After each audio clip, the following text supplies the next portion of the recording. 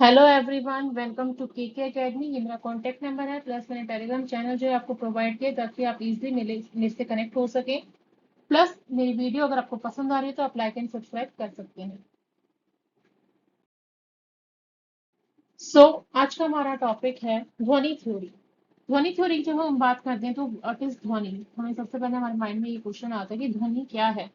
ध्वनि हो सकता है, बेसिकली नॉर्मल सी बात है, ध्वनि हम साउंड से ही कनेक्ट करेंगे, जो कि हमें इंट्रोड्यूस किया था अनंत वर्धना ने, जिनकी इन्होंने अपनी फेमस बुक ध्वनालोका में रिप्रेजेंट किया है ध्वनि थ्योरी को। 9th सेंचुरी की बात है जब ये थ्योरी जो है वो स्टार्ट हुई थी।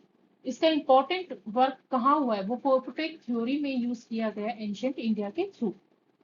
इसका मीनिंग क्या है, ताकि सजेशन करना यानी कि वर्ड की एक विशेषता को बताना। ठीक है, कि वर्ड जो है ना आपका बेसिकली क्या है, हम क्यों उसका यूज करते हैं, वो हमें क्या मीनिंग जो है वो दे रहा है, क्या हम उसे कनेक्ट कर पा रहे हैं अपनी जिंदगी से या नहीं।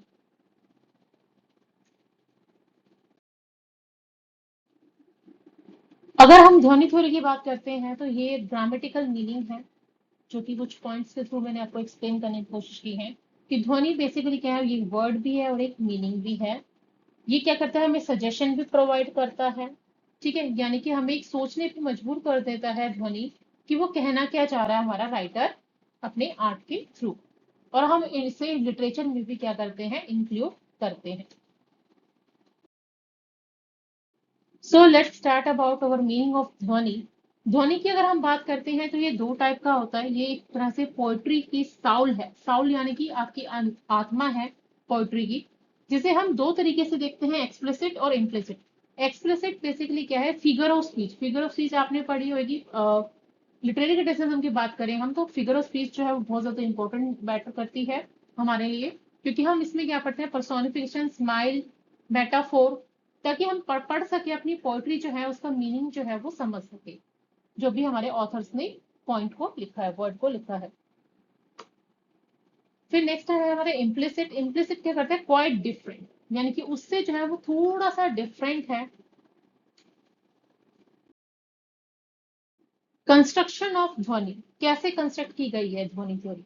तो कम्युनिकेशन जो है, अगर हमें प्रॉपर मीनिंग समझने की कोशिश करें तो ये क्या है, प्रॉपर अरेंजमेंट ऑफ साउंड्स, यानी कि हमारे अपने साउंड को किस तरीके से अरेंज करना है, किस तरीके से हमें अपने शब्दों को प्रोनाउंस करना है या कैसे लिखना है, वो क्या है, ध्वनि है। यही रिटन फॉर्म में भी होती है और स्पोकन फॉर्म में भी होती है। संस्कृत अगर हम में बात करें तो ये थ्री टाइप्स ऑफ वर्ड्स में जो है रिप्रेजेंट की जाती है। फर्स्ट है हमारा अभिधा। अभिधा क्या है, लिटरल मीनिंग ऑफ वर्ड, यानी कि वो शब्द जो है वो कहाँ से निकला है। सेकंड है लक्षणा, करेक्टरिस्टिकल मीनिंग ऑफ वर्ड, यानी किस तरीके से हम उसे कैरेक्टराइज करेंगे। थर्ड है व्यंजना, जो poetic and metaphysical meaning of word जो है वो बताता है। सुपरमेसी ऑफ ध्वनि। अब काफी सारे ऑथर्स ने ना इसके बारे में चर्चा करी थी कि ध्वनि जो है वो क्या है, किस तरीके से जो है हम इसे बता सकते हैं अपनी पोयम में या अपनी पोएट्री में रिप्रेजेंट कर सकते हैं। ये सबसे पहले हम बात करते हैं कि ये पार्ट है किसका, पोयम का, ये हमने पहले ही डिस्कस कर लिया है।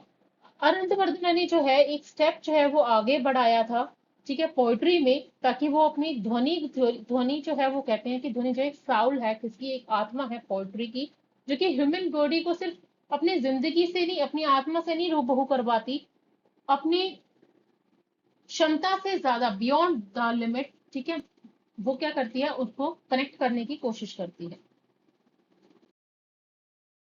Elements of dhvani, aesthetic effect यानी कि rasa, the figure word on devices, alankara, the stylish values in गिरती, एक्सीलेंस एंड डिफेक्ट, गुना, दोषा। तो ये कुछ एलिमेंट्स हैं, हम ध्वनि की बात करते हैं तो जो कि इंक्लूड होते हैं, ताकि हम ध्वनि को क्या कर सके, रिप्रेजेंट कर सके। अब ध्वनि जो है ये टर्म क्या कर रही है, सजेशन कर रही है, यानी कि हमें बता रही है, सजेस्ट कर रही है कि हम किस बारे में जो है बातचीत कर रहे हैं। ध्वनि क्यों यूज की जाती है, ताकि हम उसका अर्थ समझ सके, एक साउंड का स्ट्रक्चर समझ सके, एक सजेस्टेबल मीनिंग समझ सके कि हाँ जो भी हम सजेस्ट कर रहे हैं किसी अनदर पर्सन को, वो सही है या नहीं है। एक पावर है, यानी कि हम श्योर हैं, हमारे पास कॉन्फिडेंस है कि जो भी हम मैसेज कन्वे करने की कोशिश कर रहे हैं ना, वो बिल्कुल क्या है, सही है। The poetic work containing the suggestible meaning, यानी कि अगर पोएटिक वर्क में हमें रिप्रेजेंट करना है तो एक करेक्ट मीनिंग को जो है वो दर्शाता है। 3 टाइप्स ऑफ ध्वनि होती है हमारी, वास्तु ध्वनि, अलंकार ध्वनि, रसा ध्वनि। वास्तु ध्वनि हमारी कौन सी होती है, जो रियल फैक्ट के बारे में बताती है, जैसे काफी बार वास्तु दोष और वो सब होते हैं, वास्तु ध्वनि ही है, ठीक है। तो वो क्या है, रियल आइडिया से आपको रूबहू करवाती है।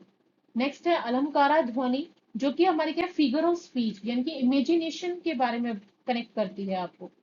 थर्ड है रसा ध्वनि, यानी कि आपकी इमोशन, सेंटिमेंट्स। नेक्स्ट कंक्लूजन, ध्वनि थ्योरी क्या है, ये हमारी ऐसी थ्योरी यानी कि जो भी हमें मीनिंग करती है, सिंबलाइज करती है चीजों को, पोइट्री को समझने के लिए।